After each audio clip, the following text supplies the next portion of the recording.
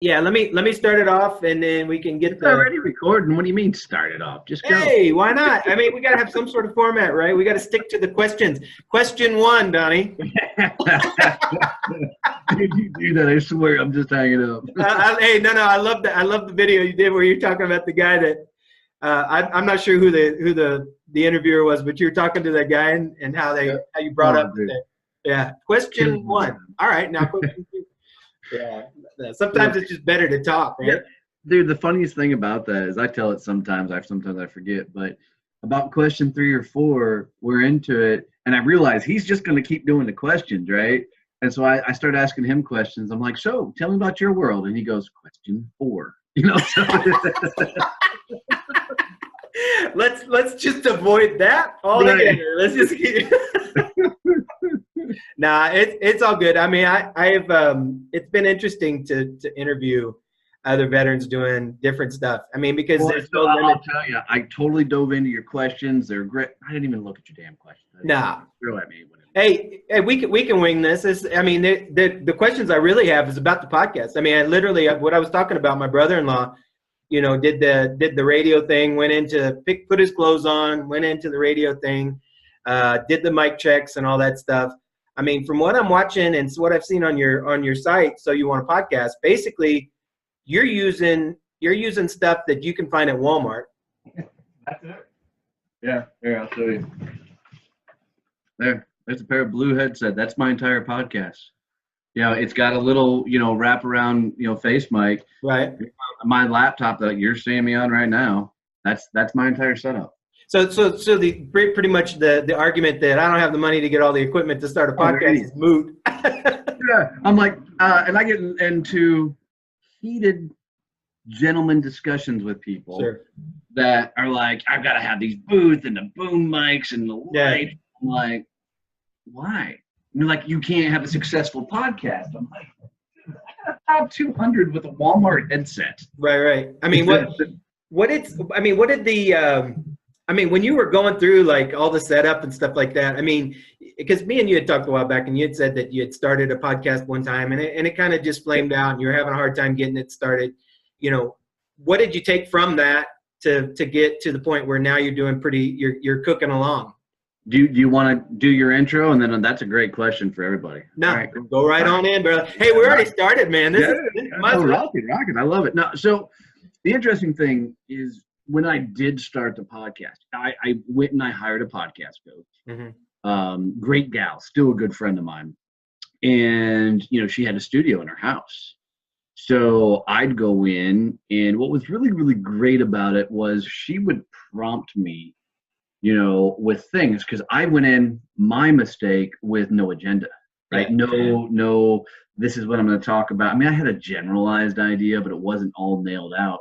Mm-hmm. So I would go in there, I'd start talking, and there would be a couple times, like she'd catch me in the middle of something. She goes, you know what, say that a different way. Yeah. So I would do that.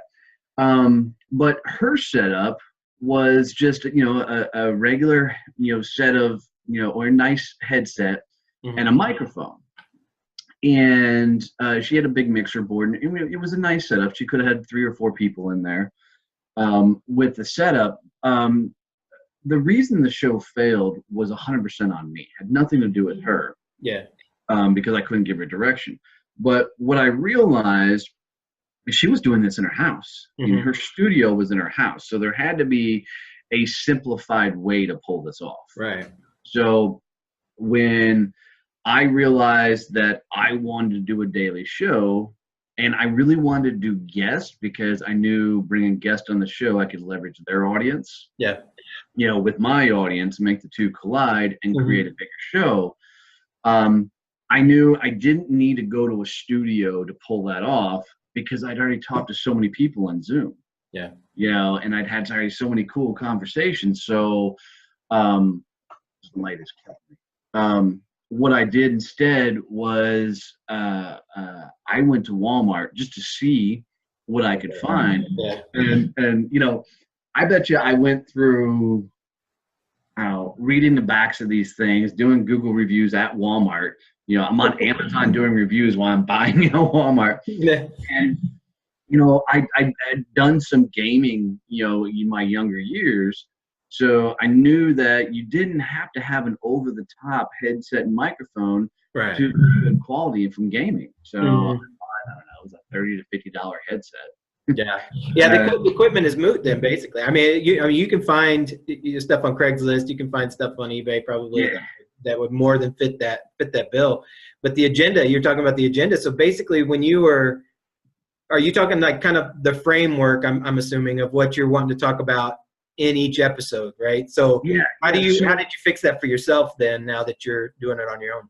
Yeah. So it was interesting. The first 6 months of my business, there was this huge, what do I want to be when I grow up for me? I started my business, it was 100% focused that I was going to be a big name on stage, and that's the direction I was going to go. Right. And interestingly enough, I did do some of that, some great speaking in some really cool areas, but I wasn't prepared for the ramp up time that was really going to take to hit the big stages. Yeah. So part of the struggle with telling her what I wanted to do on a podcast is I didn't fully know what I wanted to do on a podcast. Right. The other side of that is, I'm, a sales guy. I spent years as a sales trainer, and I was in a huge non-compete, so I couldn't talk about the sales stuff out there and hit an international audience, especially and draw money for it. Yeah. So I was in this weird dynamics of I don't want to talk straight motivation, because there's not enough meat on a bone for just motivation.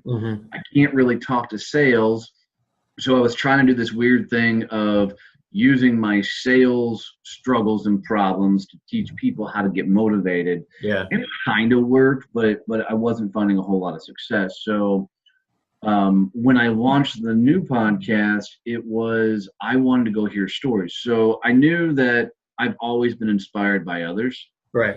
And I'm a learn through osmosis guy. So if I read a good book, dude, it would hit me right, I'd get fired up. If I watch a YouTube video, I'd get fired up. So I thought, man, if I do a podcast, if I go after people who have cool stories, right, and cool things, then I can learn through hearing their stories and coaxing that story out of them in some cases, to help myself. What was interesting is at the same time I launched a Facebook group, and I started doing lives and stuff. And what happened is my audience started feeding me things that they wanted me to talk about. It was so what I do now is Monday through Thursday is a interview where I bring somebody in from all over the world, and then Friday I come in and share part of my journey. What am I going through? What are my struggles? And that format has done some really cool things for me. It's reasons I've gotten speaking engagements I've gotten. It's a reason that I've found some certain guests.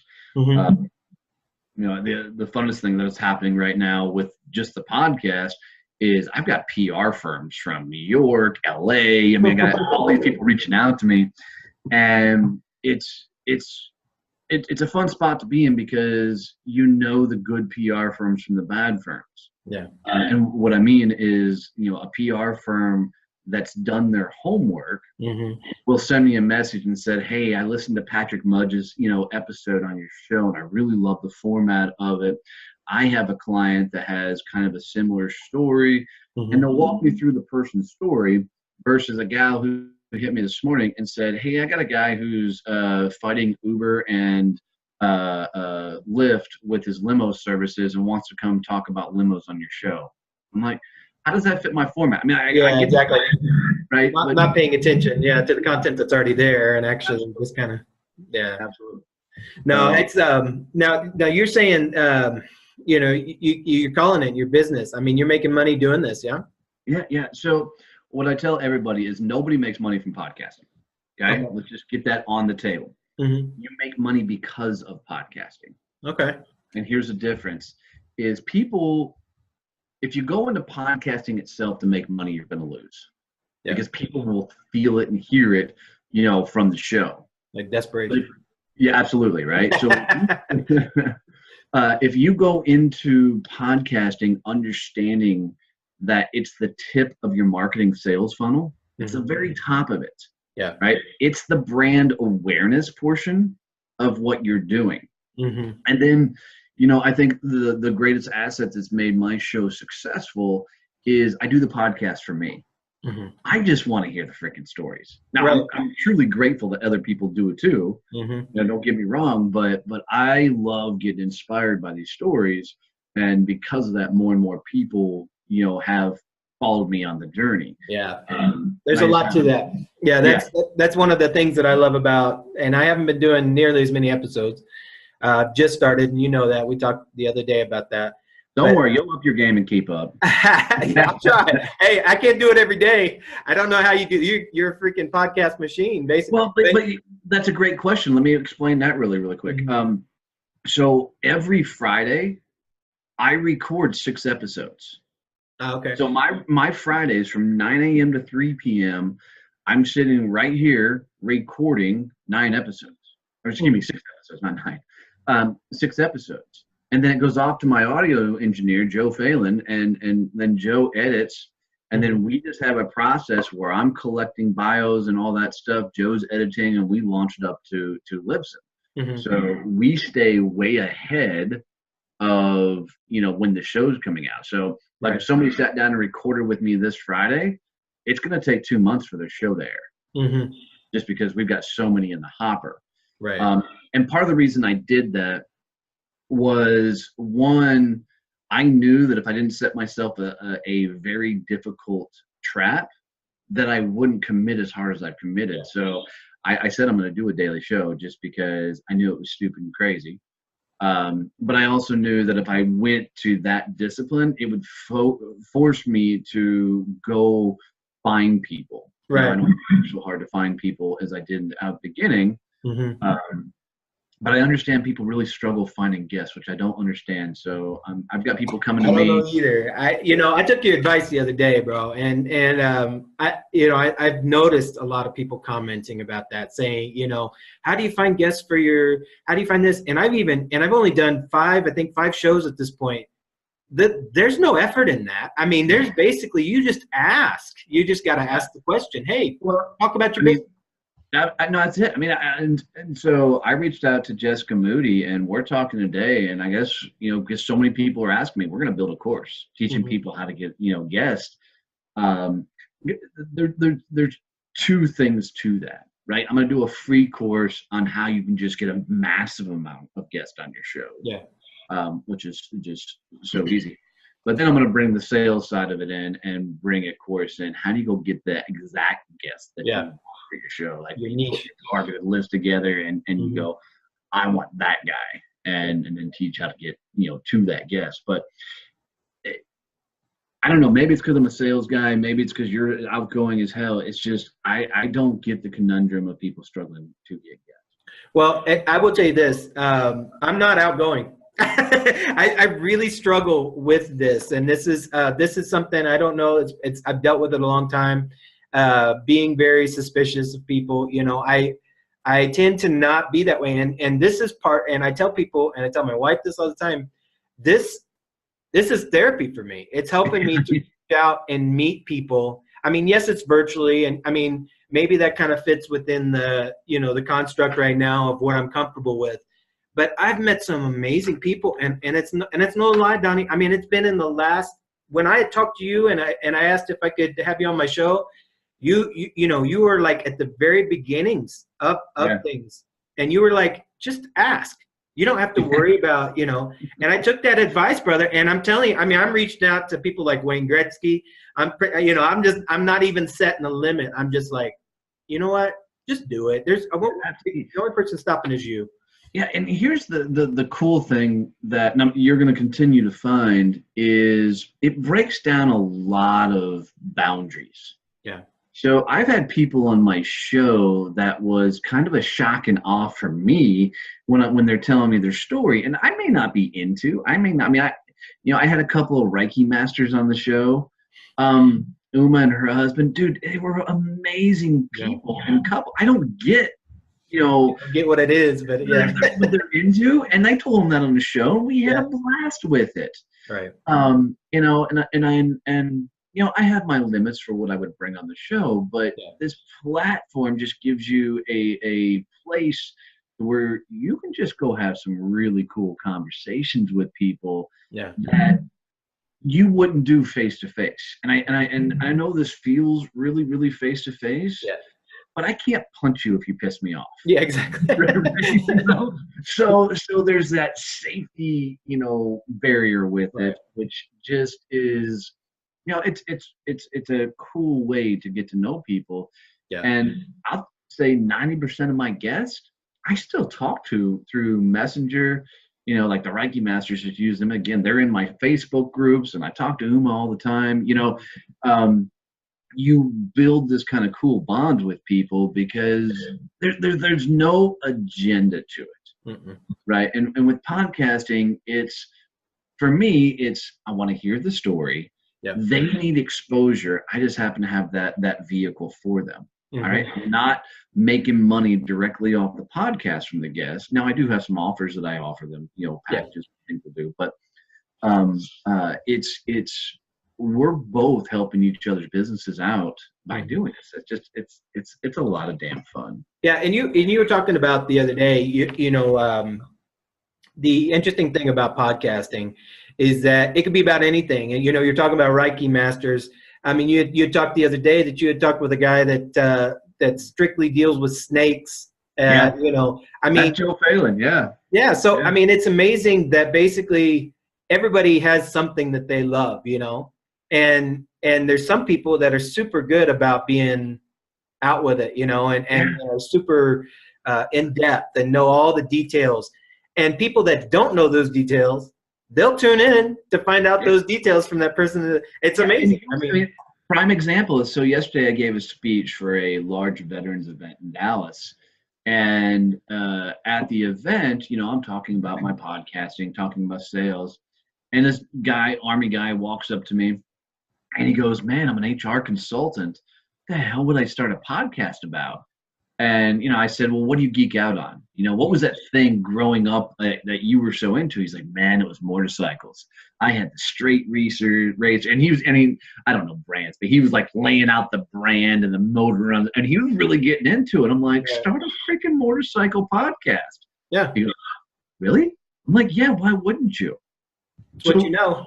Yeah. I mean, and the passion he threw out in having that conversation, you could just feel, you know, off of him. And I said, here's what you do is you go find, and this is social selling 101. So don't just use this for podcasting, but you go find your people. And I'm not talking about races or any stupid shit like that. What I'm talking about is go find your people that geek out on the same things you geek out on. So this dude, it was motorcycles, and you know, I'm highly encouraged. I don't know if he'll do it, but like, go start a motorcycle podcast talking about, you know, go interview the companies that make these bikes. Go, you know, find the mechanics that work on these bikes. You know, go find parts people and get them on your show and just have those conversations. Interestingly enough, what'll happen is people will come, right, because they're into that same thing, and then somewhere through the process, it's going to come out that you're a freaking HR consultant. And dude, it's like meeting another veteran at a networking event. Yeah. Like all of a sudden you kind of get that quick, oh good, there's somebody else that's like me, right? You know, that instant bond, probably some ball busting in the process of it, right? But you know, you get that connection, and once you get that connection, you build that, you get that innate sense of trust, and dude, life is everything. And it totally opens up to other opportunities. I mean, it's crazy when you start stepping out. Especially in the things that you love, you know, you realize that your ideas they're worth something. You know, they're currency. There's paper that we carry on in our wallet, and then there's your ideas, and that's what's really what makes money. You know, for a person is you'll never be poor as long as you got ideas rolling around in your head. You know. No, that's absolutely true. Absolutely true. But I'm going to challenge you, brother, that you've got a cool format, man. You've got to pump out a lot more shows. You know, I'm actually, people are falling into my lap. I did not expect this to be interesting. You know, I mean, there's people going, hey, I watched your video about the real estate agent, you know, and I've been really thinking about getting my real estate license. And I'm like, man, talk to him. I mean, the guy is you know, he's a machine in San Diego. I mean, he's really got some good things going.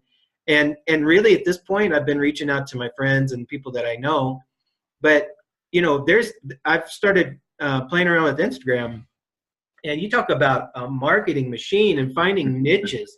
I mean, those little, what we used to call a pound sign on the dial-up phones, if you remember that, is the hashtag. Now, you can find any niche that you want to, basically. I mean, and here's what people don't understand about Instagram is when I really first started the podcast, I knew that if I went and found a couple of influencers, you know, people who had 30 to 100,000 followers, you know, and that was where I set my sweet spot, that I'd be able to leverage their audience, you know, if I could get them on the show. So there was a week, I know in particular, that I sent probably a couple hundred direct messages to people who fit that small influencer, you know, package. Yeah. And I had 6, 7 of them on the show. I learned 2 things, you know, one, I needed to go with bigger influencers. And the reason being is I think a lot of people that are scaling up to 100,000 are buying followers. Yeah. So when their show aired, there wasn't a whole lot of engagement. But it was. And one other thing, don't bet on the engagement of the people coming on your shows, right? A lot of people, they're going after people because they think it'll get more exposure for their show. Yeah. It is quite possible that is a secondary thing that'll happen because of them being on your show. It's more important for you to deliver amazing content by being genuinely interviewed and interested in the person you're interviewing than it is worrying about how many more people are going to come follow you. Yeah, totally. I agree with that. Yeah, it's quantity, not quality, not quantity. Well, in my case, it's kind of quantity too, but well, I mean, but you know, the thing is, yeah, I mean, and you've got your timetables down. I mean, you've created it. You've got a good. I'm really just in the beginnings of starting these things, you know. And I agree with you. I think that once I get the editing down, once I get the other stuff down, I can increase the amount of interviews I do. I just want each one. I don't want the person, especially when you're dealing with people that are close to you. I interviewed my cousin, and you know, and we had a little problem with the power going out at her house, you know, and so it was one of those days everything went wrong, you know. And she sent me a message later on, and she was like, John, I'm so sorry, you know, I wanted to do such a good day. And I was like, Jane, it was perfect. There's nothing wrong with things happening. You know, people understand that, you know. I mean, and what I love about that, I hope you aired that you lost power, right? I tried to edit. Hey, I'm still new to the game, Donnie. I'm not an old vet like you on this. I was trying to still produce. It's OCD in me. I just can't leave loose ends. You know, it just drives me. But I'm working on it. But what I've found is, you know, there's shows that I enjoy. There's shows that I listen to. I mean, I think Guy Raz, How I Built This, has the #1 best formatted show for all podcasters. I just love what he does with his shows. Now, he's got a big money machine behind it with NPR, and, you know, they're really doing cool things with it. You know, so that's a really good for the show. But then I've got people that, you know, I get weird messages all the time because of my podcast. And this one guy who's another podcaster sent me a message through LinkedIn. He goes, I'll listen to your show. I'll never listen to it again. And that was his response. And I'm like, so I'm going to reply to everybody. Because I'm a firm believer that conflict creates content. So I wanted to know what I did to piss him off. I thought I had said something. I thought one of my guests had said something. So I reached back out to the guy and I'm like, really, you know, help me out. What was it you didn't like about the show? I'd love to improve and, you know, and get better. And he goes, your mic sucks. I didn't like the sound quality. And I'm like, all right, well, Whatever. Yeah. Thousands and thousands of other people Exactly. have that same problem, so we're okay there. Exactly. Yeah. I wanted to tell you about that. It might as well be on the interview. Shit. Yeah. Basically, I was creating content for my YouTube. I am still creating content. I mean, every time I do a video, I'm putting it onto my YouTube. And it was concerning the real estate guy again. A great interview. I mean, it was just loaded with good little information, And I go on there and I load it, and then I go back and I do another. I'm starting to work on another, and I look. I mean, like within seconds, bro, somebody down thumbed it, and I was like, "What the heck? I haven't even SEO'd this. I haven't put meta tags in the. I mean, I was just, and it took me a second. And I was like, man, I'm trying. I almost went to the old me, and I'm like, man, I'm trying to do good things, Yeah. blah blah blah blah. And then my wife, man, this woman's an anchor, and she was like, hey, how many other people have told you that they really are enjoying your videos? Yeah. Why don't you look at that, not at the negative? So two things. You're doing things right when you piss somebody off. I'm a firm believer of that, okay? Yeah. You're not pissing people off. You're not going loud enough. Right. Second thing, a buddy of mine, Don Boyles, has a great YouTube page called Dom B. He's got his podcast, does as well. And we've had a couple conversations about that. He somewhere along the lines pissed somebody off with something he said on one of the shows. This dude went through like 80 of his videos and thumbed down each one of them. And he's like, you can look at the time gaps, and he's like, must have went from video to video and just thumbed down. He's like, that's happened to me twice. And the conversation always wraps around. Don't forget that thumbs down is a view. Yeah. Right. So that view, even if they thumbs down it, they still want. Well, but I mean, somebody else is going to see it. Yeah. Because YouTube sees that this person, or Facebook, whatever, that this person engaged with that content. Right. And people keep saying content is king. They're wrong. It's engagement is king. Yep. And if nobody is giving you thumbs up or thumbs down, like my YouTube page sucks. I've got like 118 followers, but I don't do anything but put out, it's a picture with the audio version of the podcast behind it. And I don't focus on YouTube as my platform because, like editing video is 4 times the work of editing audio. It is. It's really difficult. It is. And I'm not techie. So, I mean, I'm open, and I do have good software because I'm a student, so I was able to use the software there. But it's a difficult thing to learn how to do if you've never done it before. Yeah. I've contemplated, adding that arsenal onto my team, but to do it for YouTube, but I haven't needed it as of yet. Everything else, and there's something to that, just that too. You don't have to have everything perfect. Spend about 2 more minutes just telling me, in telling everybody, basically, you don't have to have everything working as a well-oiled machine for your corporation. No, dude, I was on a buddy of mine's podcast, and he produces an amazing show. And I won't bust his chops by saying his name, but I know for a fact he spends 2 to 3 weeks editing every show. And it's just an audio podcast. There's no video. Wow. He just goes in and edits the hell out of it. I know for a fact Joe Phelan takes about 30 minutes at most to edit one of my shows, right? I know when I first started doing editing, it was taking me a couple hours to do one show. That's why I found Joe, and I'm like, it's your job. I'm not messing with that. Yeah. But at the end of the day, perfection is procrastination.